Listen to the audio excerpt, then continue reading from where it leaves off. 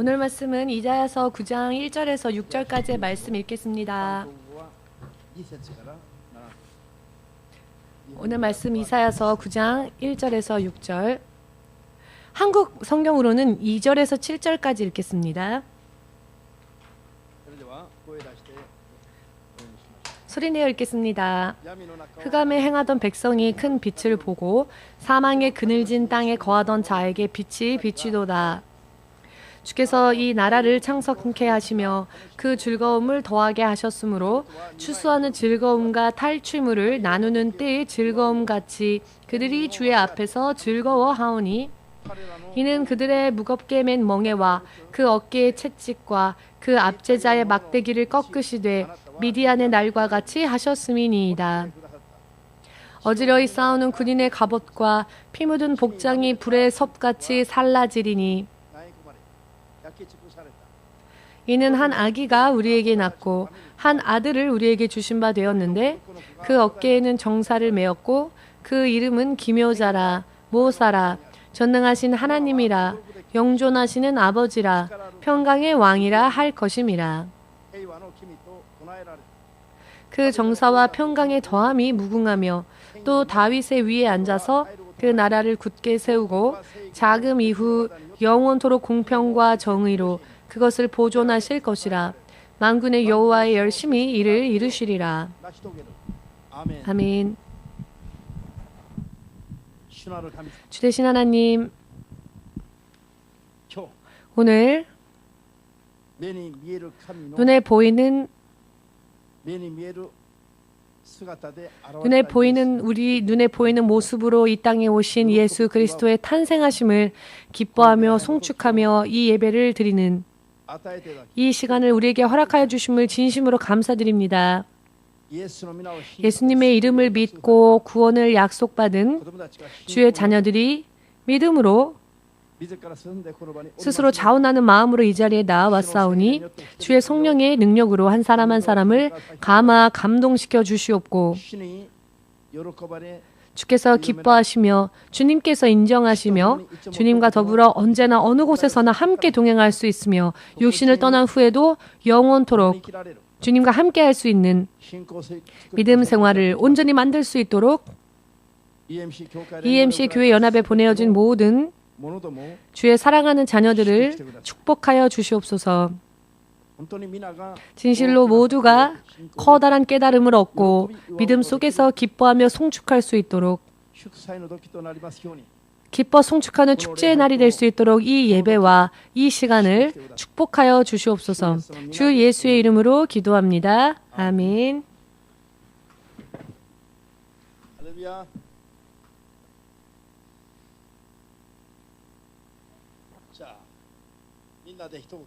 모두 우리 한마디 서로 나누어 볼까요? 주 예수의 탄생하심을 송축합시다. 네, 입술로는 말하지만 얼굴에는 전혀 기쁨이 없으신 듯합니다. 예수님의 탄생하심이 기쁨의 날이라고 여러분 생각하십니까?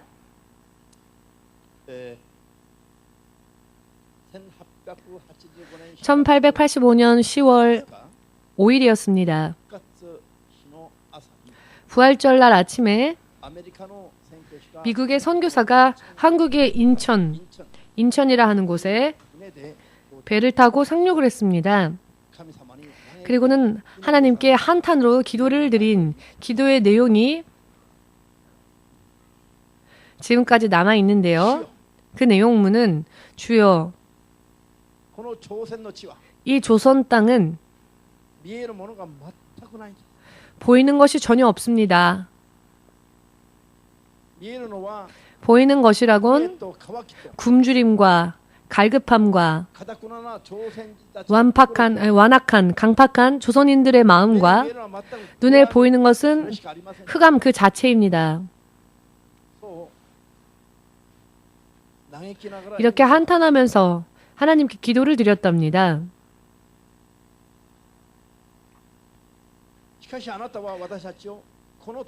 그러나 주님은 우리를 이 땅으로 옮기셨고 우리를 이 땅에 심어주셨으니 이 땅에 빛이 임할 수 있게 하시옵소서. 할렐루야.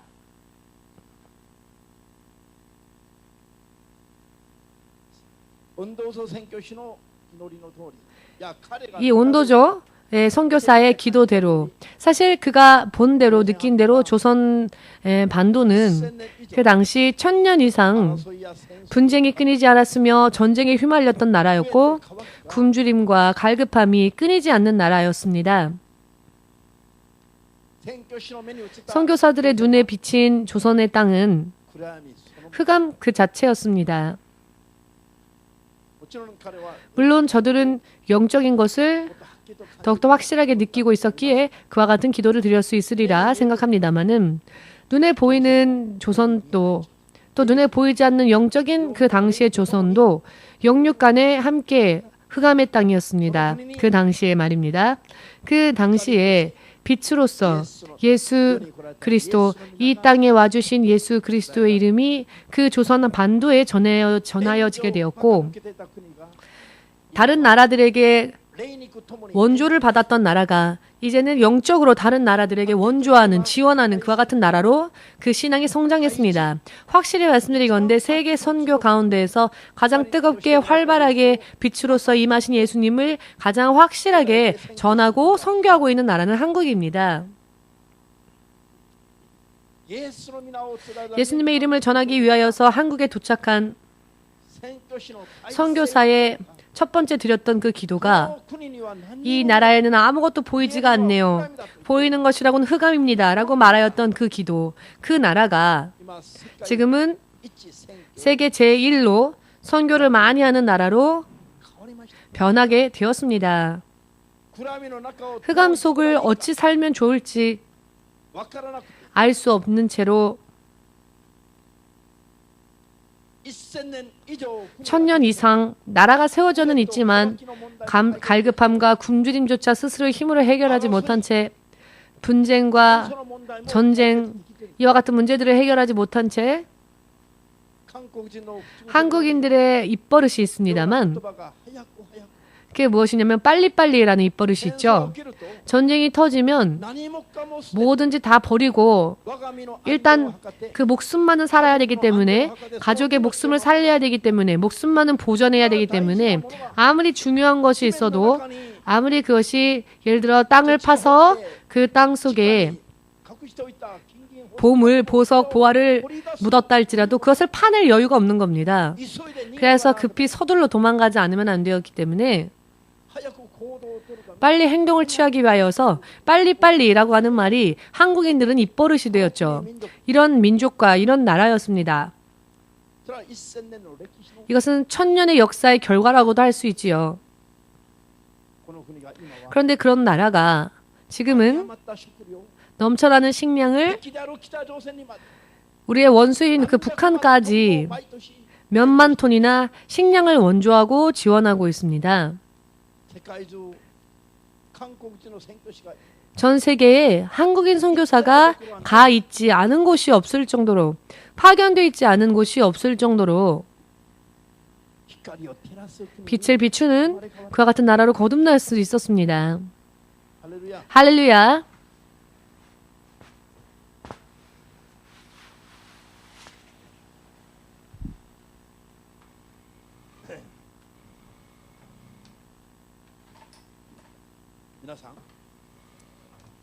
여러분,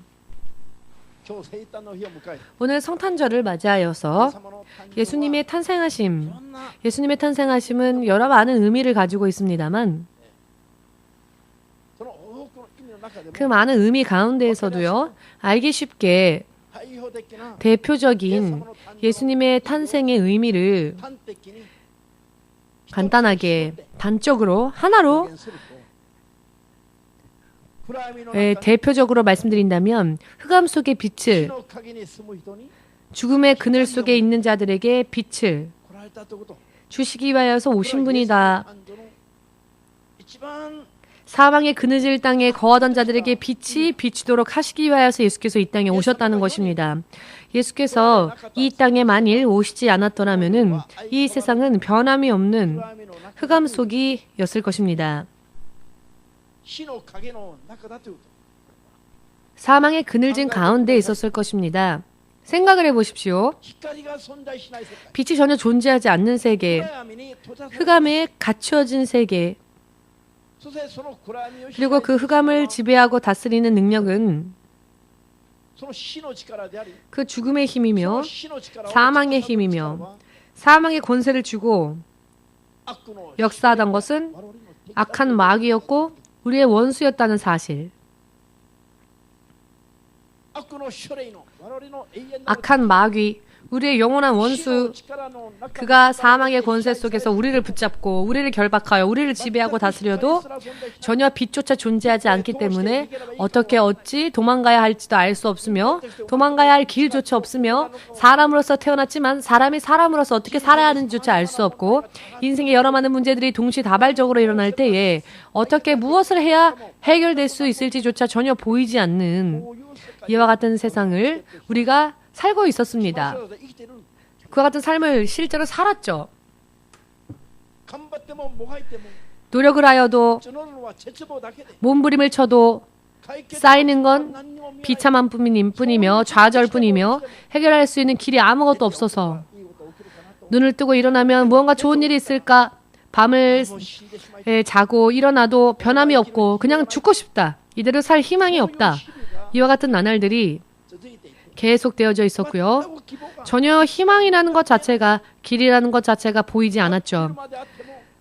한낮이지만 대낮이지만 태양이 중천에 떠올랐어도 인생은 헤매며 방황할 뿐이지 마치 눈을 감고 손을 더듬으며 어디에 길이 있는지 찾는 것처럼 눈을 감으면 금세 이런 일들이 일어나죠.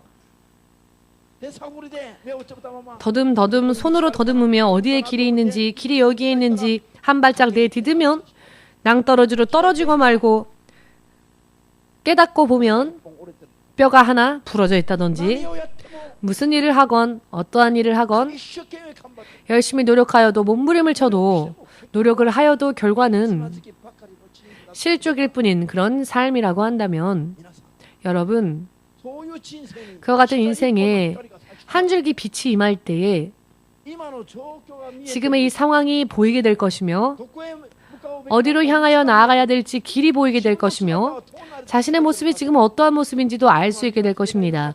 내 옆자리엔 누가 있는지, 그가 나의 동지인지 혹은 원수인지 빛이 임하면 볼 수 있을 것입니다. 여러분,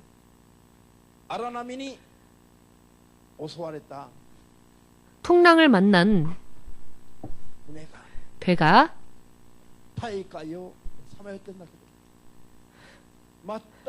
망망대해를 떠다니는데 전혀 빛 없는 어두운 뿐이기 때문에 어디를 향하여 항해해야 육지에 닿을 수 있을지 전혀 알 수 없는 상태라고 해봅시다. 그렇다면 절망 그 자체가 아니겠습니까? 빛이 전혀 없는 곳은 절망 그 자체입니다. 그렇지만 희미하게 한 줄기 빛이 보이고 있다면 등대의 불빛이 그 한 줄기 세미하지만 그 등대의 불빛이 보였고 겨우 그것을 발견하여서 그 빛을 찾아가다 보면 육지에 나를 수 있죠. 그렇다면 얼마나 우리가 안도하겠습니까? 예를 들어서 치매를 앓고 있는 분이 집에 외출을 하여도 집으로 돌아갈 길을 찾지 못하여서 자신의 가족조차 알아보지 못하죠. 집이 있지만 자기의 집이 어디 있는지조차 길을 잃어버리며 가족이 있어도 있는지 없는지조차 잊어버리게 되고 자신이 이전에 어떤 사람이었는지조차 다 잊어버린 사람, 치매를 앓고 있는 분, 가족도 있을 것이며 집도 있을 것이며 지금까지 그 사람의 인생이라는 게 있었을 것입니다. 어디를 향하여 가면 가족이 기다리고 있으며 집이 있으며 자, 만일 치매를 앓고 있지 않다면 그것을 다 알고 있겠지요. 그렇지만 치매를 앓고 있는 분은 그 모든 것들을 보지 못하게 되고 알지 못하게 됩니다. 그런데 그런 상황 속에서 치매가 낫는 그런 이적이 일어난다면, 그래서 알고 보니 나에겐 집이 있었고 가족이 있었고 자, 모든 것을 잊어버린 자가 모든 것을 다시 되찾았을 때, 다시 기억하였을 때, 그리고 확실하게 자신이 돌아가야 할 길을 향하여 그 방향을 정하고 돌아갈 수 있게 되었을 때, 걷다 보면은 가족이 있으며 집이 기다리고 있다고 합시다. 이와 같은 사람은 얼마나 큰 기쁨을 느끼겠습니까? 이와 같은 사람의 기쁨은 정말로 말을 할 수 없는 기쁨일 것입니다. 그런데 이 기쁨은 그래도 아직도 작은 기쁨일 뿐입니다. 왜냐하면은 그렇게 집으로 돌아갔다 할지라도 또 몇 년인가 지나면 우리는 나이가 들고 그리고 세상을 떠나게 되겠죠.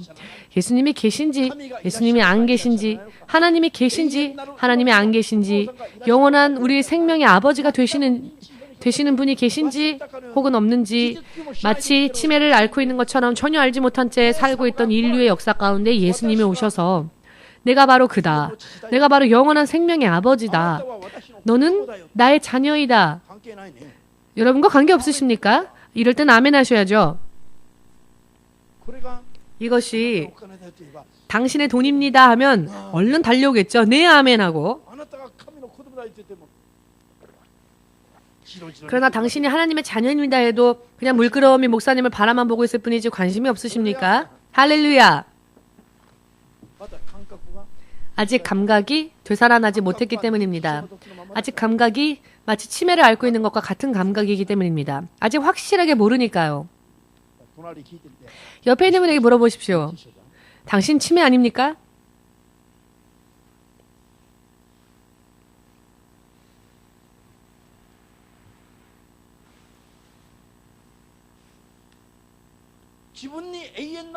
나에게 영원한 생명의 아버지가 계심에도 불구하고 계신지 안 계신지조차 알지 못하고 이것보다 더 심한 치매는 없을 겁니다.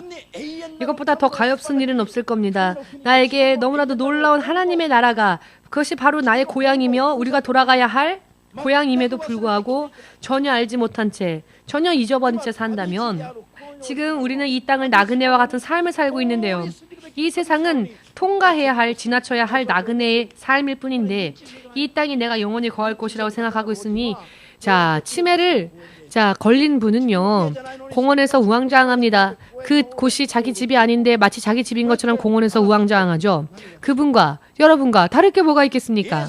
예수님에 대한 확실한 믿음이 없는 사람과 치매를 앓고 공원에서 우왕좌왕하시며 자신의 집으로 돌아가지 못하는 분과 다를 게 뭐가 있겠습니까?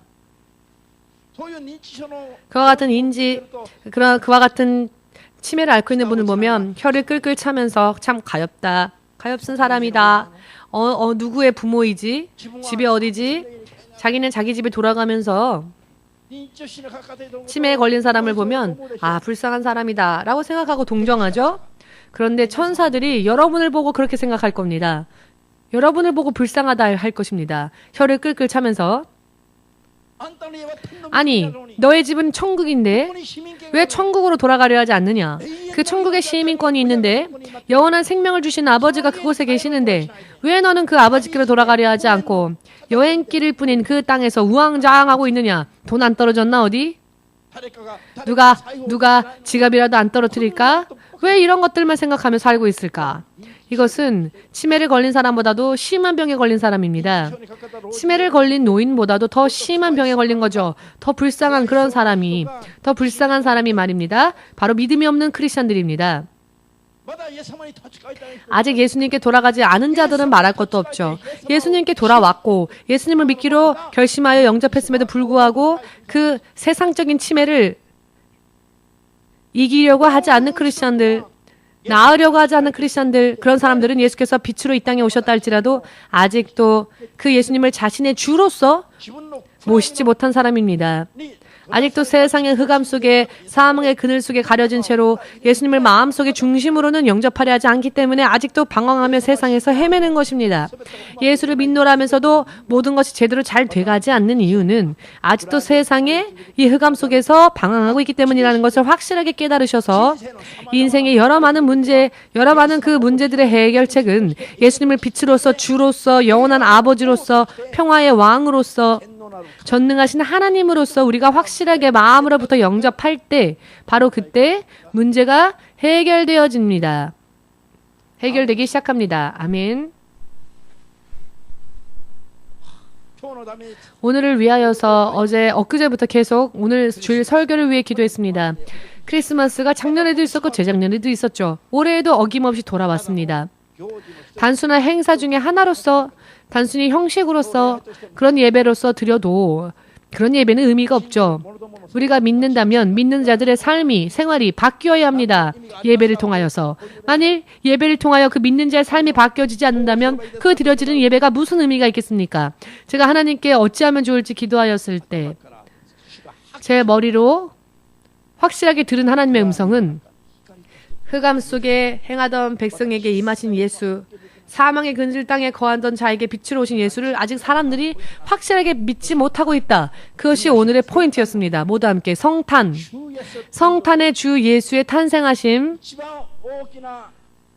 가장 커다란 성탄의 의미는 흑암에 갇혀있던 내 인생에, 내 집에, 내 민족에게 빛으로서 임하신 주 예수를 빛으로서 인정하고 영접하여 믿어서 그 빛 가운데를 행하는 것이다.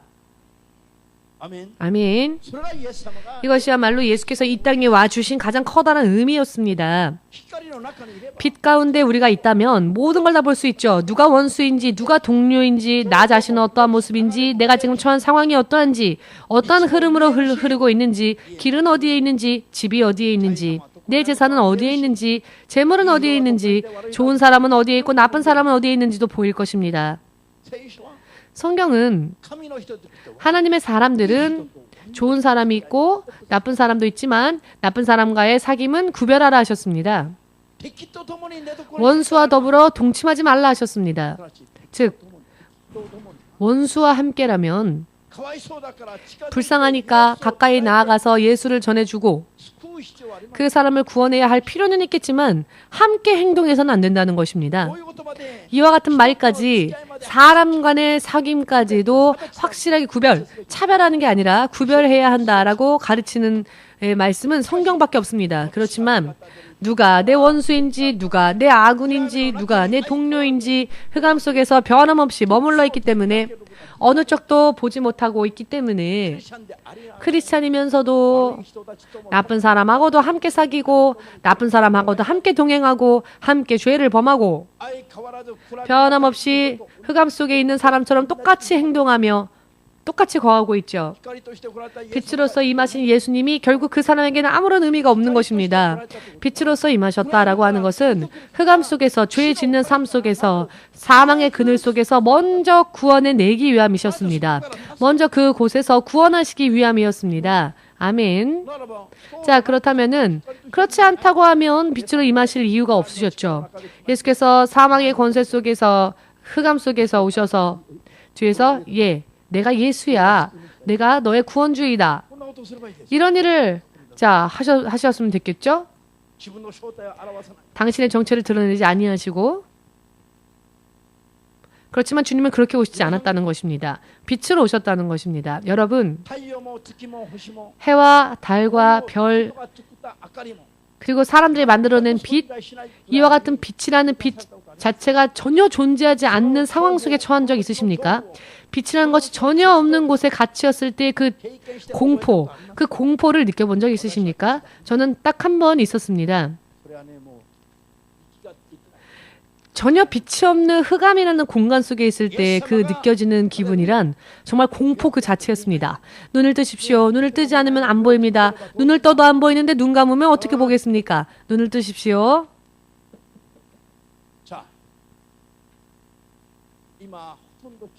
지금 우리가 대부분 모르고 살기 때문에 아무렇지도 않게 살고 있지만 정말 예수께서 우리와 동행하지 않으신다면 우리의 영혼이 그것을 깨닫게 되면 정말 그것은 정신적으로 좌절합니다. 절망입니다. 지금 대부분의 사람들이 흑암 속에 있으면서도 예수님과 더불어 동행하지 못함에도 불구하고 그것을 알고 있지 못하기 때문에 아무렇지도 않게 태연하게 범죄하고 여러 많은 짓을 저지르고 있지만 정말로 내 영이 주님과 함께 있지 못한다는 것을 깨닫는다면, 만일 그런 것을 느낄 수 있을 정도의 수준이 되면 예수가 우리와 함께 동행하지 않았을 때의 빛이 사라지고 흑암이 임하며 예수께서 더 이상 우리에게 침묵하실 때, 응답하지 않으실 때 그 상황을 내 영이 그것을 느끼게 되면 정말 숨을 쉴 수 없을 정도로 숨막히는 좌절과 공포 속에 떨어집니다. 이것이 무엇을 의미하는지를 여러분 잘 모르시겠죠? 잘 모르실 겁니다. 기도해보지도 않았고 주의 성령과 더불어 동행하지도 못한 사람이 그것을 알 리가 없죠. 그러나 그런 일들이 있습니다. 그런 상황들이 있고 그런 세상이 있습니다. 빨리 여러분 깨시기 바랍니다. 빨리 깨시기 바랍니다. 눈을 뜨시기 바랍니다. 아멘. 빨리 흑암의 권세를 예수의 빛으로서 전부 다 내쫓아버려야 합니다. 그리고 내가 어디서든 언제 어디서든 빛 가운데 함께 있을 수 있도록 해야 합니다. 아멘. 지금 내 인생, 내 몸에, 내 육신에, 내 가정에, 내 나라에 어떠한 일이 벌어지고 있으며 어떠한 상황이 계속되어지고 있는지 전혀 알지 못한 채 세상 사람들이 살고 있지만, 주 예수께서 이 땅에 오셨을 때에 이 땅은 깊은 흑암 속에, 깊은 어둠 속에 갇혀져 있었습니다. 예수께서 오셨을 때 그것을 깨닫고 그것을 소망했던 사람들은 극히 일부였을 뿐입니다. 극히 일부였습니다.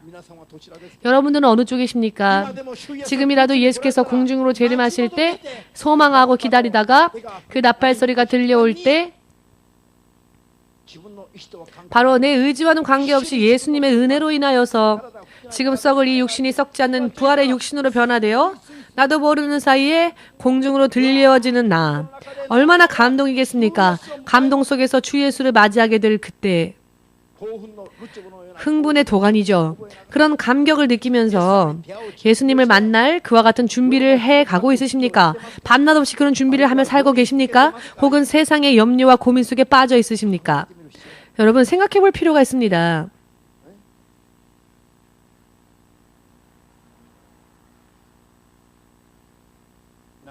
여러분, 오늘은 나 자신이 스스로 인정해야 합니다. 어느 쪽인가 하면 예수님의 빛 가운데를 걷는다기보다는 지금까지도 흑암 속에, 흑암의 권세 속에, 죽음의 권세 속에 결박되어진 채 살아왔던 부분들이 더 많지 않았는가. 결국은 이 일들이 내 인생에 결코 좋지 않은 그런 문제들을 일으킨 원인이 되었다는 것을 인정해야 합니다. 예수를 믿으면서도 왜 우리 인생 가운데 불행한 일들이 벌어집니까? 그것은 아직 예수의 빛 가운데 온전히 걷고 있지 못하기 때문입니다. 확실하게 말씀드릴까요? 왜 예수를 믿는 자가 큰 병에 걸립니까? 왜 예수를 믿는 자가 물질의 곤란을 겪습니까? 왜 예수를 믿는 자가 정신적으로 병을 얻게 됩니까? 왜 우울증에 걸립니까? 왜 예수 믿는 자가 우울증에 걸려서 삶의 희망을 찾지 못하고 있습니까? 왜 이런 일들이 벌어질까요? 왜 기뻐할 일들이 세상에 내 인생에 임하지 않을까요? 빛이, 예수가 우리 안에 임하지 않으면 그렇게 되어버린다는 것입니다. 어떠한 상황 속을 우리가 처해 있다 할지라도 예수가 함께 있을 때 우리는 기뻐할 수 있습니다. 고난 가운데서도. 제가 확실하게 지금까지 24년이라는 시간 동안 예수님을 믿고 제가 예수님과 함께하며 얻은 결론을 말씀드리자면, 자, 겉으로 볼 때는 그 사람이 가장 괴로울 때, 사방팔방을 둘러보아도 그 어느 누구도 도와줄 자 없고 원수만이 둘러싸여 있고 원수에게만 둘러싸여 있고 진실로 너무나도 곤란한 상황에 처해서 기분, 감정으로는 견딜 수 없는 그런 상황 속에 있을 때에 가장 주 예수를 믿고 정말 내가 믿기를 잘했다. 이렇게 감사를 깊이 드릴 수 있었고 뜨겁게 감사를 드릴 수 있었습니다. 그런 고난 속에 있었을 때 오히려 하나님께 감사하던 일들이 몇 번이나 있었습니다. 왜 그럴까요? 정말로 사람의 힘으로는 절망, 사람의 힘으로는 한계, 그 도와줄 자 한 명도 없으니까 원수에게 둘러싸여 있는 그런 상황이니까 의지할 곳은커녕 마음을 열 자도 없습니다. 그런 상황 속에서는 절망이죠. 그러나 그와 같은 상황 속에서 확실하게 제가 느꼈던 것은 예수님을 믿기를 내가 너무 잘했구나. 예수님을 믿기를 내가 너무 잘했다. 만일 이 시점에서 이런 상황 속에서 예수님이 내 곁에 계시지 않았다면 나는 어떻게 됐을까? 나는 완전한 절망에 있었겠지. 정신적으로 이상해졌겠지. 그러나 예수께서 지금 나와 함께 하시니까 고난이 있다 할지라도 이것은 훈련일 뿐이며 이 고난이 지나가면 6개월 뒤에, 1년 뒤에, 10년 뒤에 이 고난을 다 통과하면 나는 더욱더 구렁텅이에 빠지는 것이 아니라 가면 갈수록 시간이 흐르면 흐를수록 지금의 이 고통과 괴로움은 추억이 될 것이며 살면 살수록 더 강건하게, 더 크게 예수님과 더불어 동행할 수 있게 될 것이다 라고 하는 확신이 충만했었습니다. 그런 때는 바로 고난을 만났을 때였습니다. 할렐루야. 절망의 구렁텅이에 전혀 길이 보이지 않는 그 어느 누구하고도 말이 통하지 않습니다. 그 어느 누구하고도 상담할 수도 없습니다. 마음을 열어 이야기 나눠줄 사람도 없습니다. 그와 같은 때에 주 예수가 나와 함께 하시고 정말로 그 예수가 절실하게 필요했습니다. 정말로 흑암 속에서 단 한 줄기의 빛, 그 빛이 바로 예수님이라는 사실을, 그리고 이것이 얼마나 복된 사실인지를 뼈저리게 정말 말로 표현하는 것 이상으로 저의 마음의 깊은 곳에 감사가 흘러 넘쳤습니다. 할렐루야. 여러분,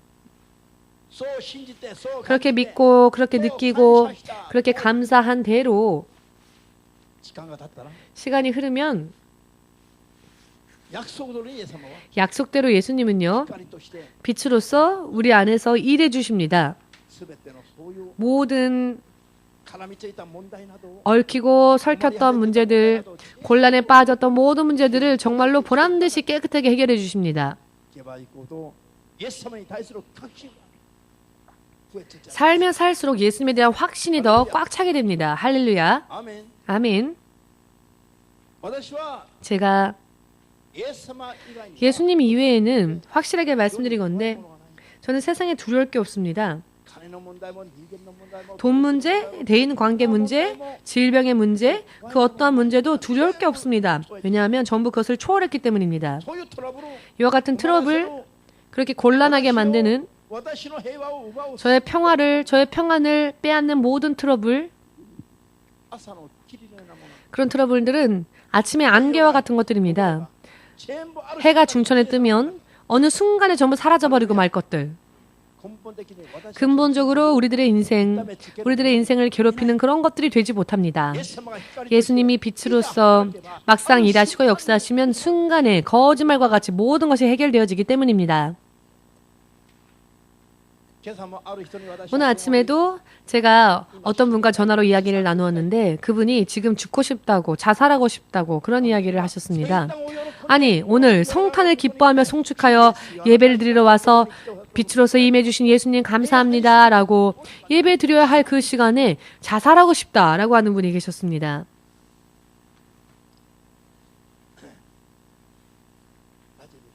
왜 그런 일이 벌어졌을까요? 예수님께서 예수님을 믿고 있는 분입니다. 그렇지만 왜 자살하고 싶은 충동이 들까요? 길이 보이지 않으니까 그렇겠죠.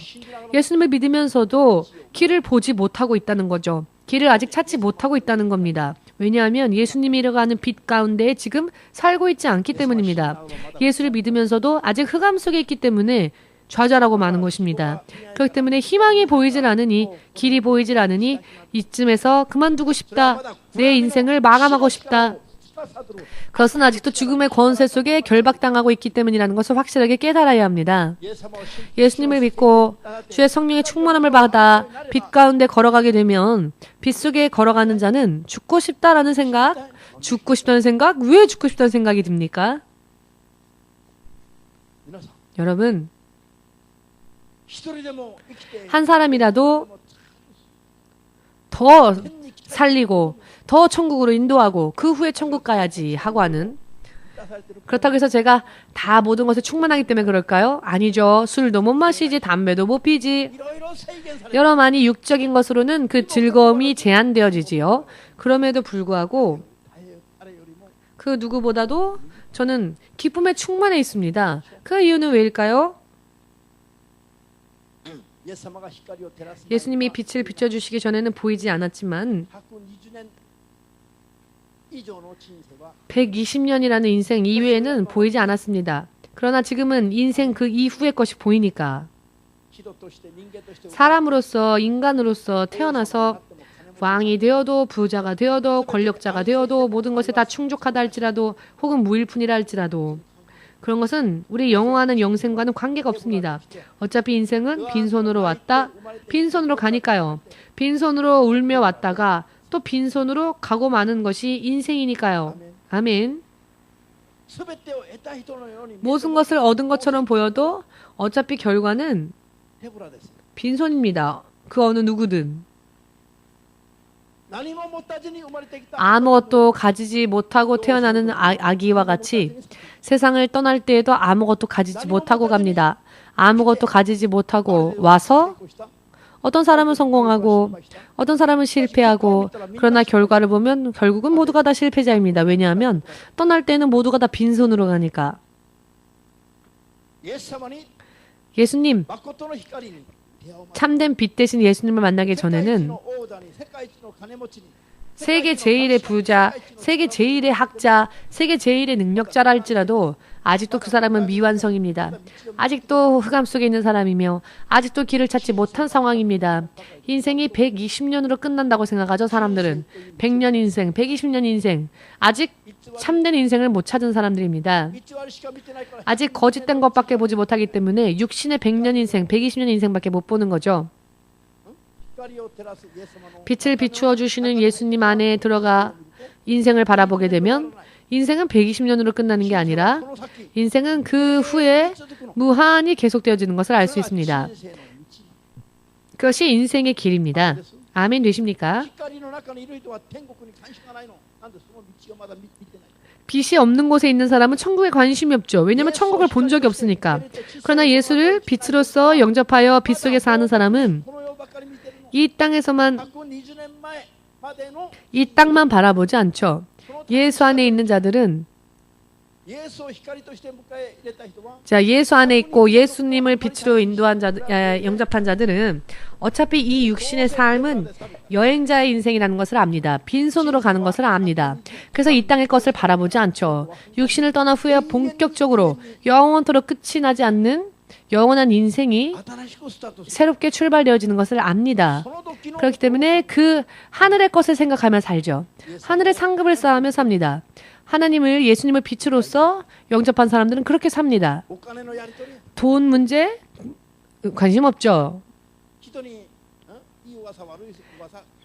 대인관계 누가 나를 험담하건 상관하지 않게 됩니다. 왜냐하면은 험담을 들어도 욕을 들어도 혹은 좋은 평판을 들었다 할지라도 어차피 우리는 다 빈손으로 다 잊혀진 채 떠나갑니다. 그 이후가 중요한 거죠. 예수님은 그 이후의 세상을 우리에게 보여주셨습니다. 할렐루야. 예수님은 빛으로서 이 땅에 오셨고 전 인류에게 그리고 우리 한 사람 한 사람 개인에게 인생이라는 것 자체를 확실하게 정말 부끄러울 정도로 인생이란 무엇인지를 마치 벌거벗은 것과 같이 전부 옷을 벗고 인생이라는 것에 옷을 벗고 인생의 벌거벗은 민낯까지 다 보여주셨습니다. 어떤 사람은 왕의 옷으로 자신의 몸을 가리고 있는 사람도 있고 어떤 사람은 돈으로 어떤 사람은 권력으로 자신을 가리고 있고 어떤 사람은 거짓된 지식으로 자신의 모습을 가리고 있는 사람들 전부 그것을 하나님이 다 벗겨버리십니다. 하나님 앞에 벌거벗은 자와 같이 우리는 숨길 게 없습니다. 누구든 다 하나님 앞에는 벌거벗은 자처럼 됩니다. 어떤 자이건 세상을 떠날 때에는 벌거벗은 몸으로 갑니다. 그리고 인생은 이 세상에서는 가난한 상태로 무기력한 상태로 배기도 없이 사람들에게 경멸당하며 사람들에게 소홀함을 받으면서도 핍박과 박해를 받으면서도 중요한 것은 세상을 떠날 때에 천국의 시민권을 가지고 가느냐, 그것입니다. 중요한 것은 전부 모든 것을 권력이건 재물이건 다 세상에 두고 떠나갈 때, 벌거벗은 몸으로 세상을 떠나갈 때에 천국으로 옮겨질 수 있는, 천국에 쌓여있는 내 재산이 있느냐, 혹은 천국에 아무런 쌓은 상급이 없어서 벌거벗은 채로 들어갈 뿐인지, 아니면 벌거벗은 채로도 들어가지 못한 채 지옥의 불 속으로 던져질 것인지, 이와 같은 길을 확실하게 보고 어떠한 길을 택할 것인지를 확실하게 정하고 난 뒤에 살고 있는지, 어떻게 살고 있는지, 이것은 사실 정말 너무나 중요하지요. 여러분은 예수님을 믿고 있습니다. 그러나 예수님을 믿고 있으면서도 여러분들의 삶의 전반적인 목적과 목표는 온전하게 만들어져 있습니까? 정해져 있습니까? 천국이 우선되어져 있습니까? 천국을 향하여 걸어가고 있습니까? 천국을 소망하며 살고 있습니까? 혹은 아직까지도 인간관계가 꼬이면 이 자식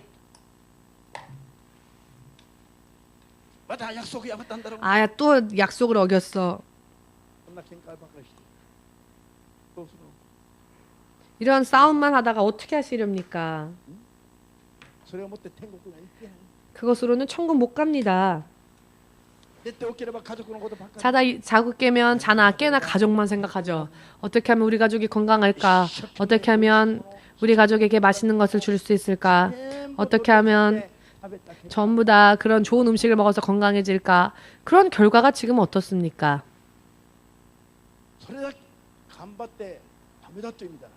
열심히 하는 게 나쁘다는 게 아닙니다. 열심히 했다면, 열심히 한 만큼 이제는 믿음으로 예수님과의 관계에 있어서도 영원한 인생을 위해서도 노력해야지요.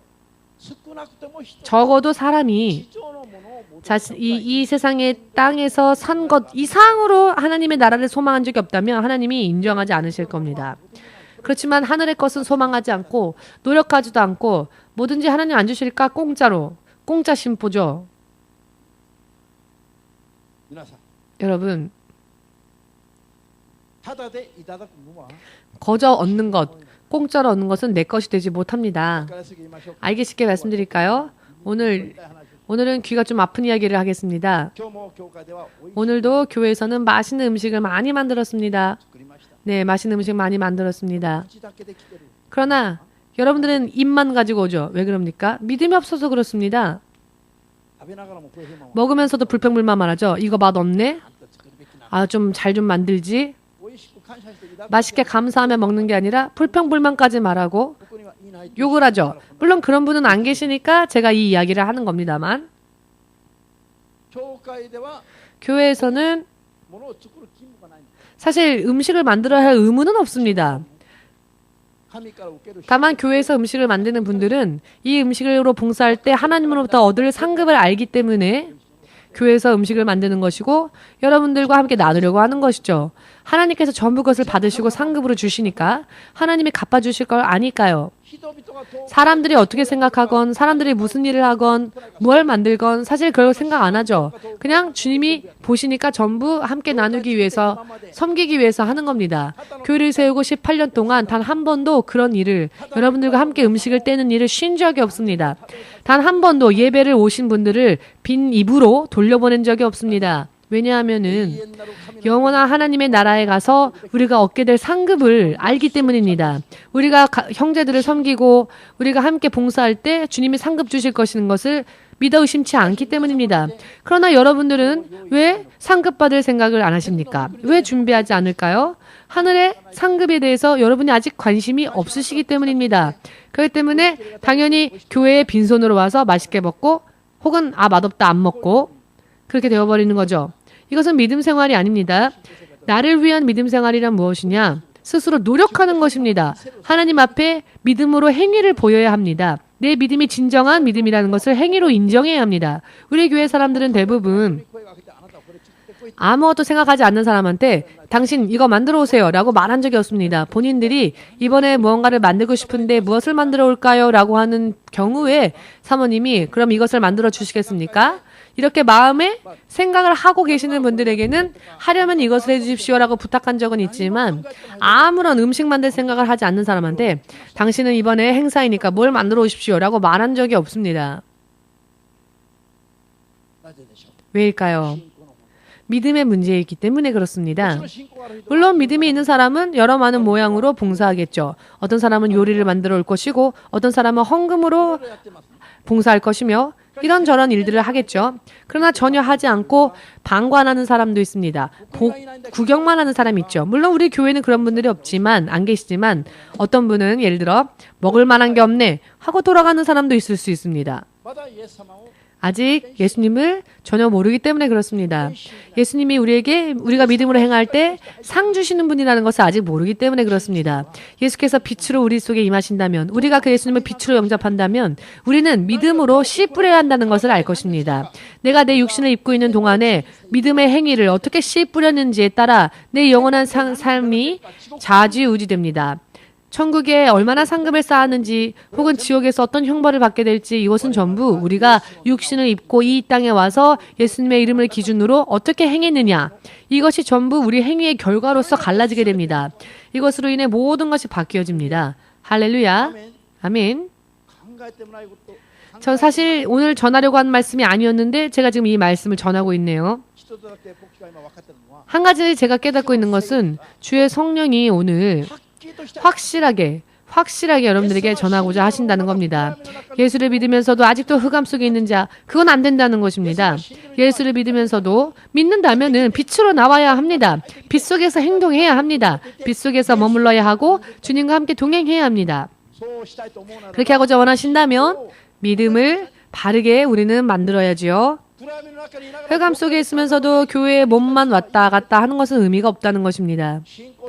믿음 생활을 확실하게 바르게 하면 예수님으로부터의 축복이 반드시 실제의 삶 속에 있습니다. 축복은요, 위로가 아닙니다. 축복은 위로가 아닙니다. 하나님이 그냥 베풀어 주시는 적선이 아닙니다. 축복은 우리가 믿음으로 얼마나 행동했느냐에 따라 우리가 받게 되는 우리의 분깃이 됩니다. 하나님이 우리에게 상속시켜 주시는 우리의 권리가 됩니다.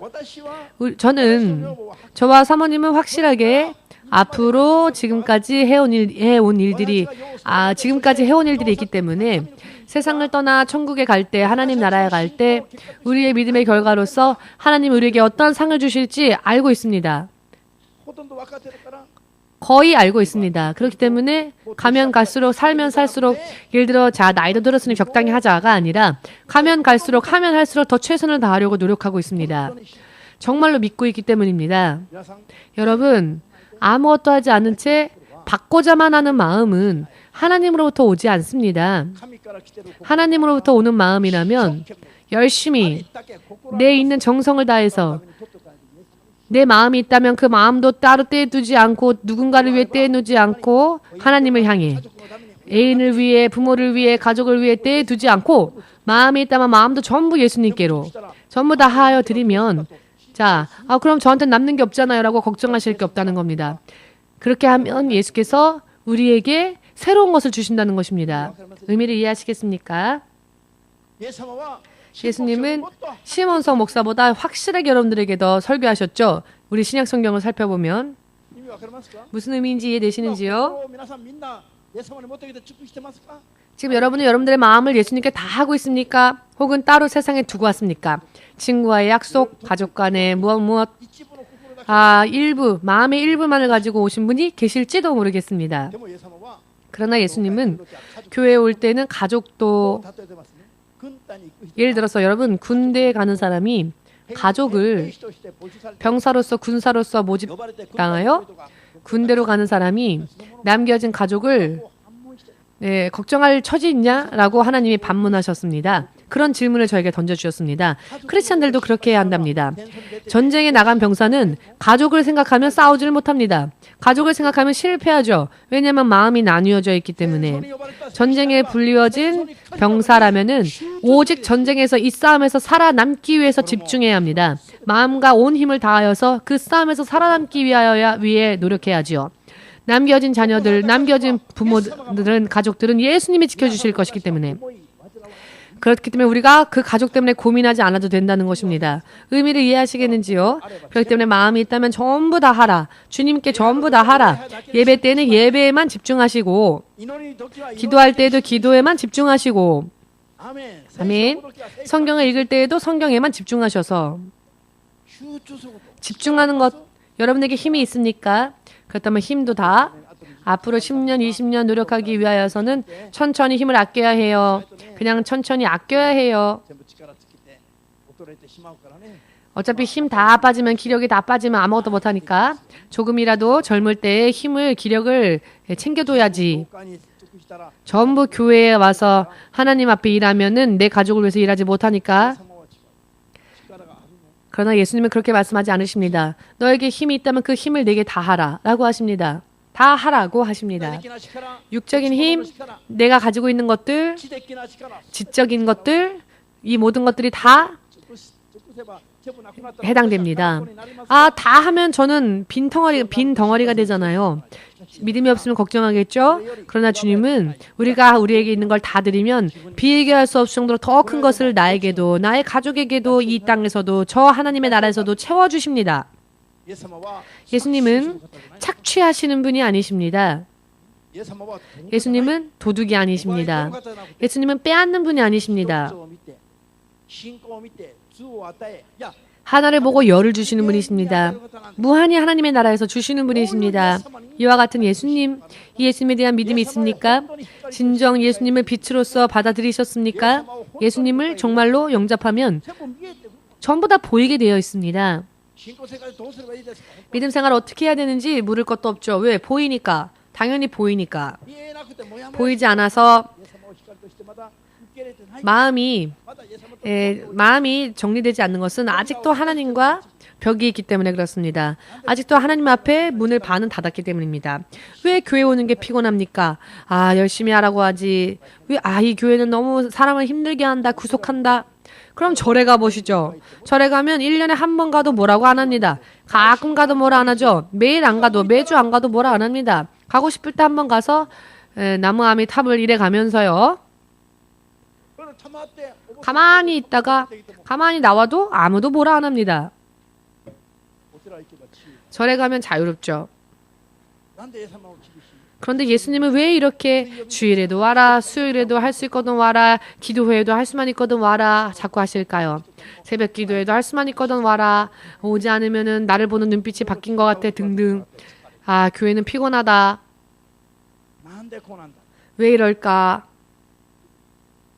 여러분, 예수님은 여러분과 저를 흑암의 권세 속에서 조금이라도 우리를 두고자 하지 않으십니다. 고스란히 당신 안으로, 생명 안으로, 축복 안으로 영원히 보호하시기 원하시기 때문에 머리카락 하나조차 빠지지 않고 여러분을 보호하고자 하시기 때문에 그러십니다. 자, 귀여운 사람이 있으면, 좋아하는 사람이 있으면 주머니에 넣고 다니고 싶어 이런 분들이 있죠. 좋아하는 사람이 있으면 주머니 속에 두고 다니고 싶어 라고 하는 그런 말들, 표현들을 합니다. 좋아하는 사람이 생기면 안녕 잘 가 하고 또 뒤돌아보죠. 이제는 한시라도 떨어지고 싶지 않으니까 집까지 데려다 줄게. 그러다가 시간이 다 지나갑니다. 왜? 한시라도 떨어지고 싶지 않으니까. 할 수만 있거든 같이 집에 가고 싶으니까. 그러니까 젊어도 결혼하고 싶어요 하고 말하는 거죠. 헤어지고 싶지 않으니까. 예수님을 그렇게 사랑해 보십시오. 할 수만 있거든 따로따로 있고 싶으시죠. 교회도 가끔 가야지. 목사님이 뭐라고 말 안 하니까 한 달에 한 번 갈까?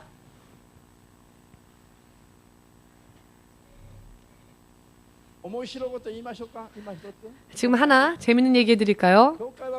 교회는 안 오면서 헌금은 열심히 하는 분이 있습니다. 11조는 열심히 하고 있습니다.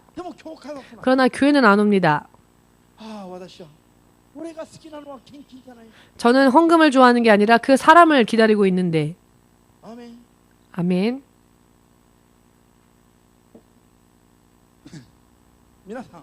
여러분, 예수님은 우리를 조금이라도 마귀의 손에 넘기고 싶지 않아 하십니다. 온전히 완전히 당신 안에 두고 싶어 하십니다. 예수님을 오해하고 계시죠? 예수님은 빼앗는 분이다, 가져가는 분이다, 결박하고 구속하는 분이다라고, 자유를 빼앗는 분이다라고 오해하고 계십니다, 여러분.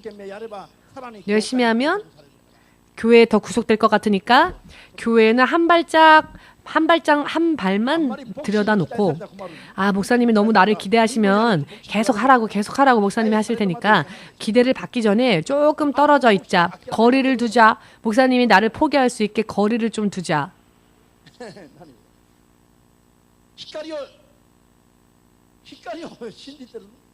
과연 빛을 믿고 계시는 것인지요? 예수님이 빛이심을 믿으십니까? 믿는다면 오늘부터 열심히 노력하십시오. 수요일 날도 갔더니 기도회도 하고 기도회도 갔더니 아침 기도도 기도린다고 하고 이 목사님 나를 너무 구속해. 가끔 교회 가면 얼굴을 보여준 것만으로도 기뻐해 주는데 열심히 교회 갔더니 더 해라 하네. 아유.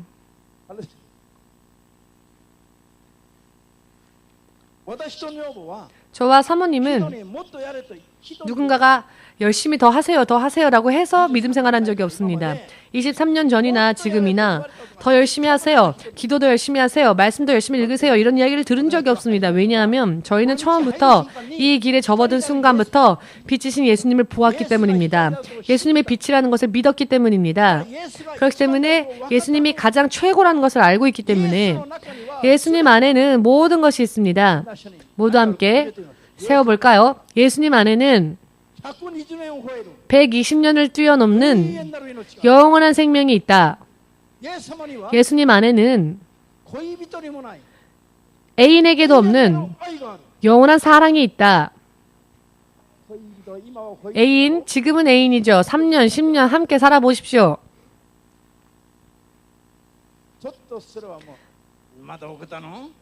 조금 시간 지나면은 금세 싸우죠.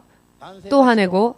남자 여러분, 여자들의 부드러운 소리, 그거는 그냥 처음에만 그렇지 시간 지나 보십시오. 그 자상했던 목소리가 호랑이 목소리보다 더 무섭게 들립니다.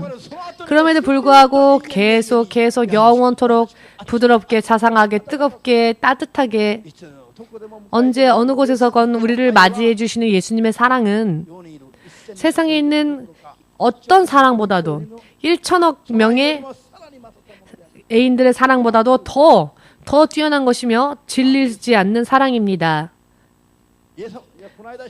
지난번에 신학생들에게도 말해야 했지만 예수님 안에 안기고 예수님 품에 안겨본 적 있냐라고 물어본 적 있습니다. 모두가 저를 이상하게 쳐다봤습니다. 신학생 정도 되면은 예수님과 정말 몰두하는, 예수님과 뜨거운 그런 감각이 한 번이라도 있어야지요. 예수님을 구하느라고 아침이고 점심이고 저녁이고 자지 않고 구하고 기도하고 예수님과 진정한 의미에서 불꽃이 튈 정도로 마치 전기에 불꽃의 스파크가 튀는 것처럼 그런 순간들을 경험해 본 적이 없는 채로 신학생이 되었으니 조금 문제가 있습니다. 신학생 정도가 되었으면 예수님과의 뜨거운 연애 경험이 있어야 합니다. 그것을 간증할 수 있어야 합니다. 그런 경험도 없으면서 나는 신학생, 나는 EMC 신학생, 아이고 부끄럽습니다. 의미를 이해하시겠는지요? 여러분들을 비판하고자 하는 말씀이 아니라 여러분들이 정말 불꽃이 튀기도록 예수님과 사랑하기를 원하기 때문에 드리는 말씀입니다. 그러면 여러분들이 하나님 안에 복을 받게 되니까요.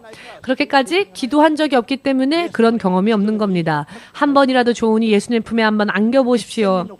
한 번이라도 좋으니. 그러면 1000억 명의 고이비도 애인들보다도 그 사랑이 더 달콤함을 알 수 있을 겁니다. 할렐루야. 그러니 예수님은 마음이 있으면 마음을 다하라 하십니다. 힘이 있으면 힘을 다하라 하십니다. 영육간에 생명이 있으면 생명까지 다하여서 주님을 사랑하라 하십니다. 주님을 섬기라 하십니다. 예수님이 빛이라는 것을 알면 모든 것이 보이게 되어지기 때문입니다. 인생이 확실해지게 됩니다. 이건 어떨까? 이런 고민 없습니다. 주저할 일도 없습니다. 예수님께 몰두하게 되면 모든 것을 다 바쳐도 더 바치고 싶어집니다. 그래서 저는 기도합니다. 천국에 가서 제가 받을 면류관이 있다면 그 면류관을 제가 사양하겠으니 미리 저에게 가불해 주셔서 지금 내가 받을 상급을 지금 이 땅에서 한 명이라도 더 많은 영혼들을 살리는 데 쓸 수 있게 해주십시오. 라고 말합니다. 천국에는 들어가는 것만으로도 행복하니 저는 면류관을 받지 않아도 감사하니 면류관을 미리 가불해 주셔서 믿음 없는 사람을 한 명이라도 천국으로 데려갈 수 있는 능력으로 제게 주십시오. 이렇게 미리 기도하고 있습니다. 자기가 지금 가지고 있는 것은 더 이상 드릴 게 없으니까 천국에서 받게 될 면류관까지 가불하여서 이 땅의 사람들을 구하는 데 쓰게 해달라고 저는 실제로 그렇게 기도하고 있습니다. 실제로 한 번, 두 번이 아니라 실제로 여러분들에게 이야기하는 것이 아니라 하나님께 기도하고 있습니다. 왜냐하면 그분에 대해서 알고 있기 때문에. 지금 이렇게 해주시면 믿겠습니다 라고 하는 기도 안 드립니다. 믿기로 결심하는 것은 한 번으로 족합니다. 매일 밤 당신을 믿습니다. 지금까지 그럼 안 믿었다는 얘기입니까? 지금까지 흔들렸다는 것인지요? 지금까지 의심했다는 것인지요? 왜 매일 하나님 믿습니다 라고 말합니까? 믿습니다라는 고백은 한 번으로 족합니다. 이미 알고 있는데 뭘 믿습니까? 무슨 의미인지 이해되시겠습니까? 지금 드리는 말씀. 마음이 흔들리니까 맨날 믿습니다. 주님 믿습니다. 믿습니다 하는 거죠. 더 이상 믿는다는 고백은 안 하셔도 좋습니다. 한 번으로 고백하여도 하나님은 안 잊어버리시니까요. 자, 믿는다면 이제 노력하십시오. 축복 속에, 빛 속에 노력하십시오. 빛 속에서 걸어가십시오. 아멘. 인생에 대한 그런 문제들이 있어서는 안 되죠. 확실하게 대낮보다도 더 빛나는 주님의 빛에 비추어진 인생을 살고자 원하지 않으십니까? 결과가 나옵니다. 그렇게 하지 않으면 결과가 나오질 않습니다. 그런데 그렇게 하지 않으면 결과가 나오질 않으니까요. 할렐루야. 예수님은 우리가 바르게 믿고 믿으면 상상할 수도 없는 정도로 우리를 인도해 주십니다. 살면 살수록 근심, 걱정이 없어지게 됩니다. 믿음이 없을 때에는 믿음 생활을 한다는 게 불안합니다. 내가 이렇게 하면 나는 거지 되는 게 아닐까? 내가 이렇게 하면 다 잃어버리는 게 아닐까? 걱정되죠. 그러나 주님 앞에 다 드리면은요. 가면 갈수록 주님이 나를 채워주시고 주님이 내 인생을 책임져 주시며 예비해 주시고 인도해 주신다는 것을 결과로서 알 수 있습니다.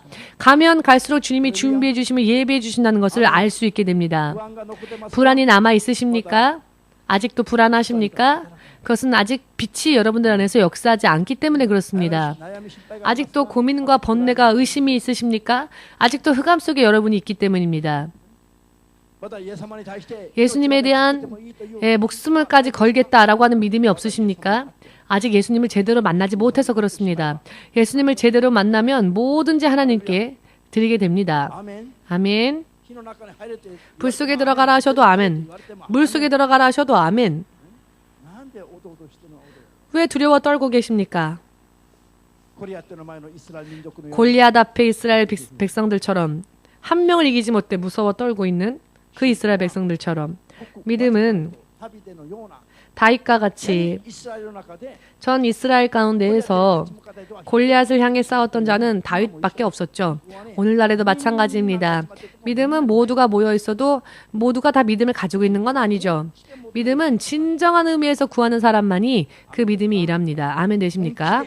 자, 빛으로 오신 예수님 자신의 인생 가운데 영접하여 그 예수님 안에서 그 예수님처럼 살고자 오늘부터 노력하신다면은 여러분 지금까지 이해되지 않았던 그런 부분들이 이해되고 또 보이게 될 것입니다. 그리고 길이 확실하게 보이게 될 것입니다. 그렇게 하면 주저할 일들이 없어지게 됩니다. 저와 사모님은 인생을 포기하는데 1분도 걸리지 않았습니다.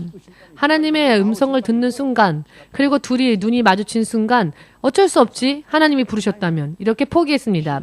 사실 그렇게 간단한 일이 아니죠. 믿음이 없으면 못합니다. 그러나 빛 속에 있으면 순간에 할 수 있습니다. 믿음은 순간의 승부입니다. 마지막 나팔 소리가 들려올 때에는 순간 멈칫한 사람들은 남겨질 수밖에 없습니다. 언제 어느 곳에서건 준비되어진 자만이 들림을 받을 수 있게 됩니다. 그때에는 다음 주가 없습니다. 두 번의 찬스가 없습니다. 단 한 번입니다. 단 한 번 나팔 소리를 들을 수 있는 믿음에 있으시기를 마지막으로 주 예수의 이름으로 축복합니다.